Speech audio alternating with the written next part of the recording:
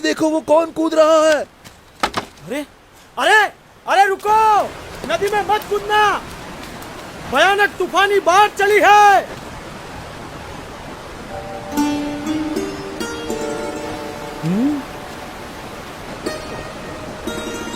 अरे कूदे तो मर जाओगे, वापस आओ, रुक जाओ, ठहरो, मर जाओगे।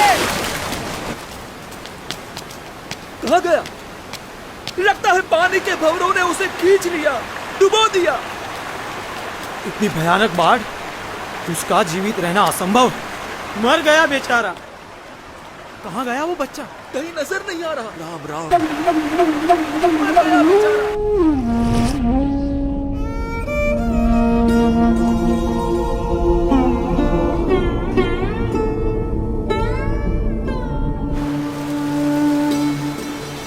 कहीं नजर नहीं आ रहा। पानी के भंवरों ने उसे खींच लिया। राम राम।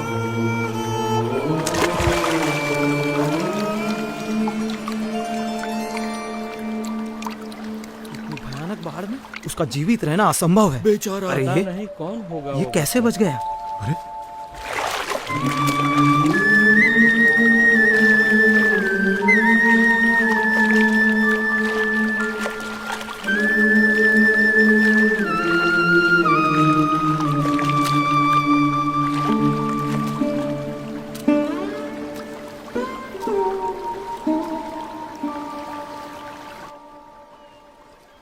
आप इतनी सहजता से इतनी तूफानी बाढ़ में कैसे कूद गए?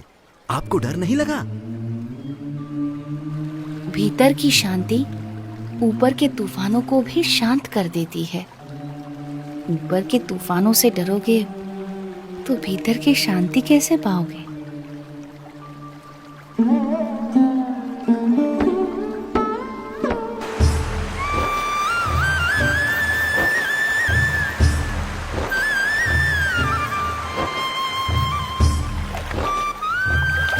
नीलकंठ वर्णी के निरंतर अथक रूप से चलते चरण उन्हें जहां भी ले जाते थे, वहां कोई न कोई किसी न किसी रूप में उनसे जुड़ जाता था। बरेली गांव में भी कुछ ऐसा ही हुआ। अरे पिछले साल तो इतनी बाढ़ आई थी कि गांव के सारे घरों में पानी घुस गया था। यहाँ तक कि हमारे खेतों में भी फसल बर्बाद होते होते रह गई थी। हम भी अपनी भेड़ बकरियों को बड़ी मुसीबत से बचा पाए थे।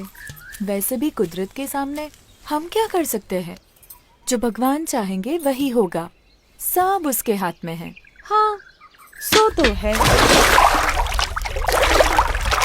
हरि करे सो होय जगत में, हरि करे सो होय, चाहे करे नर कोटि उपाय, कर कदू जो कोय जगत में हरि। अरे रुक क्यों गई? गाना। हाँ? कितना प्यारा बच्चा है।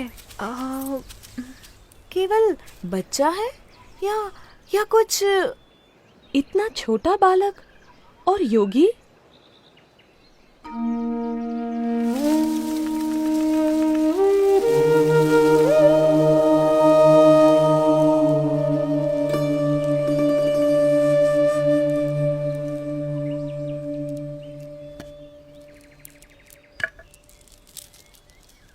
बेटा, तुम कौन हो? तुम्हारा नाम क्या है? यूं तो सारे नाम मेरे ही हैं, पर आप चाहें तो मुझे नीलकंठ बुला सकते हैं। नीलकंठ?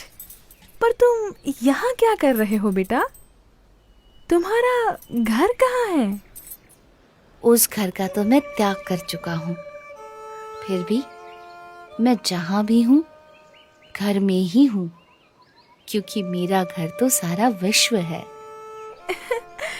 पर इतनी छोटी उम्र में तुमने अपनों को क्यों छोड़ा? सबको अपनाने के लिए, जो भटक गए हैं उन्हें घर वापस लाने के लिए।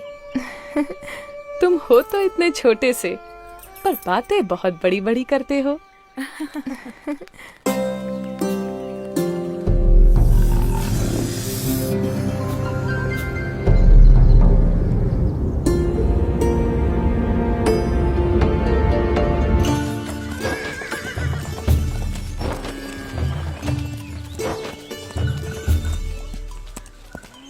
भैया, यहाँ आसपास में कोई जगह है जहाँ नारद जी ने तपश्चर्या की थी? हाँ, उस जगह का नाम ही नारद वन है। यहीं से उस तरफ का रास्ता पड़ता है। अरे वो बच्चा अकेला जा रहा है। किंतु तुम्हारा अकेले वहां जाना ठीक नहीं होगा, बड़ी भयानक जगह है। नीलकंठ वर्णी ऐसे भयानक वनों में भी सहज रूप से चले जाते थे जहां दिन में भी सूरज की किरणें प्रवेश नहीं कर सकती थीं।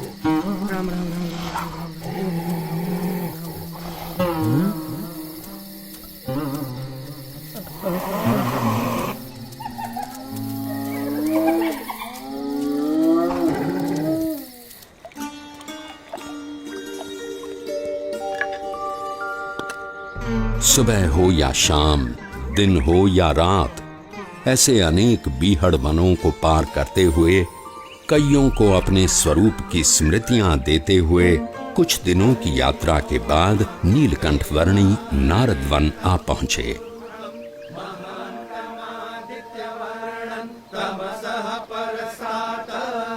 तमेव विदित्वाति मृत्युमेति नान्यः पंथा विद्यते पुरुष एवेदगुं।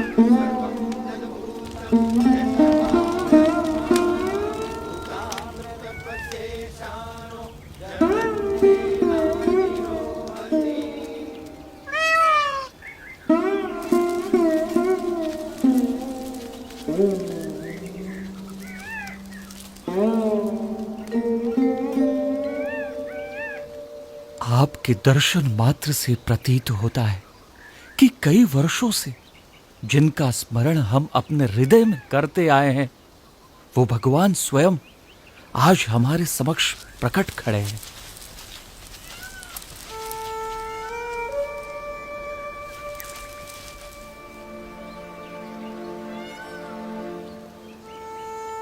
आप सबने परमात्मा की प्राप्ति का जो मार्ग चुना है, उसी में मनुष्य जीवन की सार्थकता है। ये मार्ग विकट है, पर हमें इस मार्ग पर चलते रहना है। चाहे कितनी भी समस्याएं आए, कितनी भी बाधाएं आए और मृत्यु भी क्यों न आ जाए,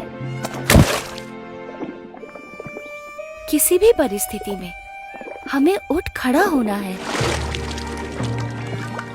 सच्चे भाव से, सच्ची लगन से परमात्मा प्राप्ति के मार्ग पर चलते रहना है, तो परमात्मा कृपा करके हर अंधेरे को दूर कर हमारे जीवन में उनकी प्राप्ति की सुबह लाएंगे।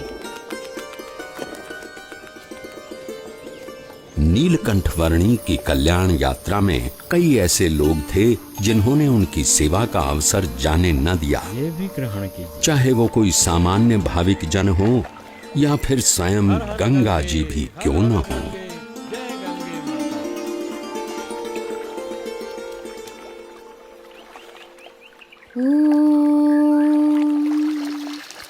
भूर्भुवः स्वः तत्सवितुर्वरेण्यं भर्गो देवस्य धीमहि धियो यो नः प्रचोदयात्।